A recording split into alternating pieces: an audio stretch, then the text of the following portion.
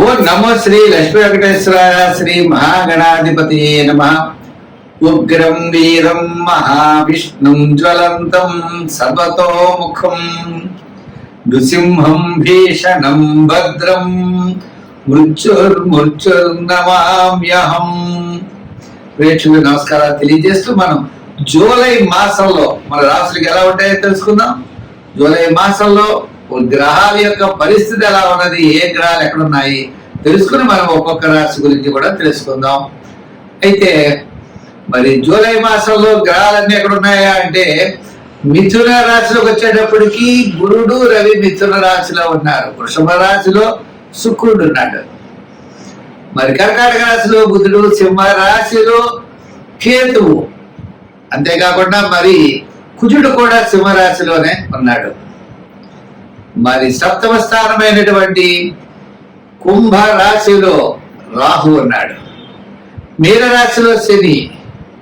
మరి చంద్రుడు 27 రోజులు 27 నక్షత్రాల్లోనూ సంచారం ఉంటుంది.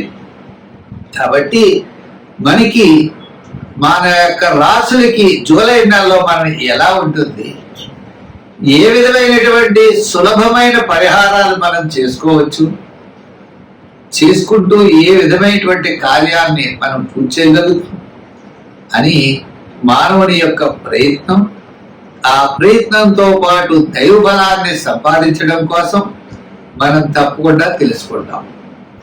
ఇబ్బందులు వస్తాయి అనుకున్నప్పుడు వాటిని అవాయిడ్ చేస్తాం.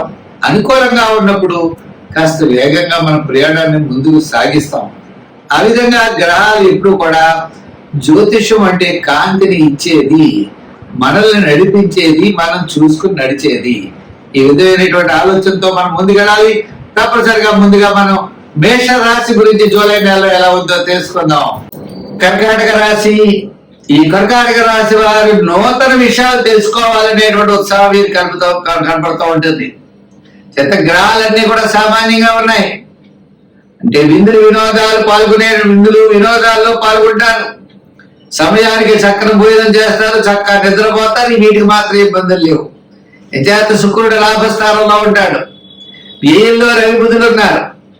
వ్యయంలో రవి బుధుడు, గురుడు కూడా అక్కడే ఉన్నాడు. ఇంకా మరి ద్వితీయంలో కుజుడు ఉన్నాడు. ఈ విధంగా ద్వితీయంలో కేతు కూడా ఉన్నది. లిక్విడ్ మనీ అంటే మనం ఏదో డబ్బులు దాచుకుంటా ఉంటే మాత్రం ఉండవు, ఖర్చు పెట్టేస్తూ ఉంటారు. ఎంత డబ్బులు వచ్చినా కూడా ఖర్చు అయిపోతూనే ఉంటాయి. మీ యొక్క ప్రణాళిక అనేది ఉండదు, ప్లానింగ్ విధానం కరెక్ట్ గా ఉండదు. దానివల్ల మీరు ఎక్కువగా ఇబ్బంది పడే అవకాశాలు ఉంటాయి. చేత ఖచ్చితమైన ప్లాన్ అనేది మీకు కర్కాటక రాశి వారికి ఉండాలి. నూతనమైన ప్రయత్నాలు మీరు చెయ్యండి, తప్పు లేదు.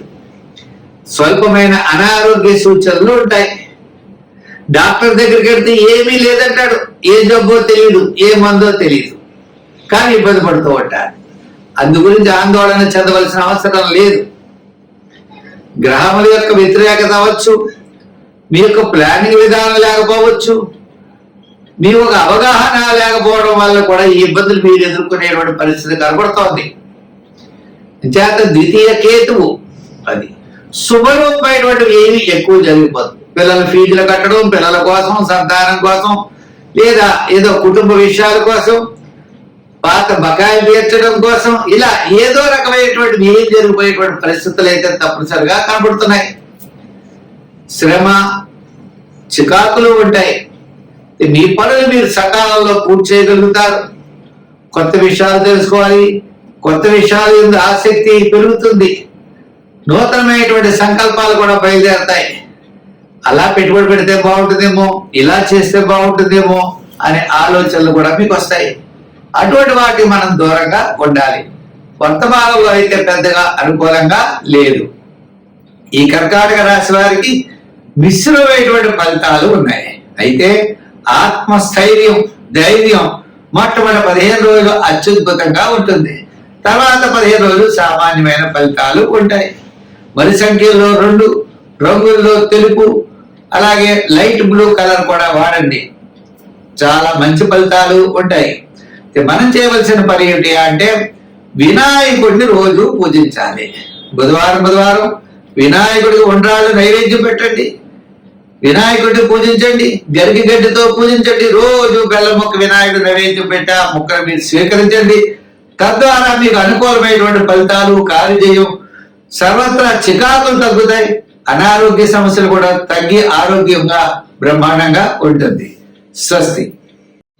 సింహరాశి ఈ జూలై నెల సింహరాశి వారికి అత్యద్భుతంగా ఉన్నది.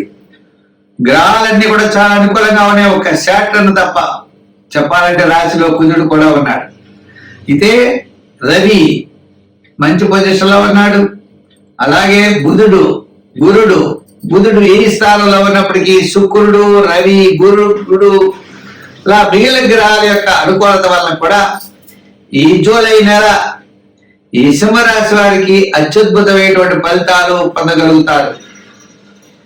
కుటుంబ, ఆర్థిక, సంతానపరమైన వ్యవహారాలు చాలా ప్రోత్సాహకరంగా ఉంటాయి. బంధుమిత్రుల యొక్క సహాయ సహకారాలు అనుకూలిస్తాయి.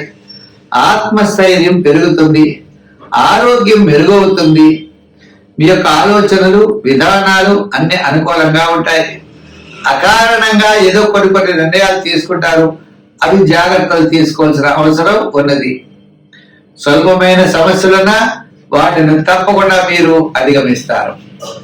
ఉద్యోగపరమైన అభివృద్ధి, నిరుద్యోగులకు అవకాశాలు లభిస్తాయి. కోర్టు వ్యవహారాలు లాభిస్తాయి. ప్రభుత్వపరమైనటువంటి విషయాల్లో ఉద్యోగస్తులకి చాలా ప్రోత్సాహకరంగా ఉంటుంది. వృత్తుల వారికి కూడా, న్యాయవాదులకి, కళారంగం వారికి, చిన్న వృత్తులకి, కార్మికులకి అనుకూలంగా ఉన్నది. వ్యాపారపరమైన ఆర్థిక లావాదేవీలు కూడా మొట్టమొదటి 15 రోజులు చాలా అత్యద్భుతంగా ఉంటాయి. తర్వాత 15 రోజులు సామాన్యంగా ఉంటాయి. అయితే ఈ రాశి వారు ఈ యొక్క జూలై నెలలో అనుకూలమైన ఫలితాలతో పాటు శని ప్రభావం, అష్టమ శని కూడా ఉన్న కారణం చేత కొంత శ్రమ పడవలసిన పరిస్థితులు వస్తాయి.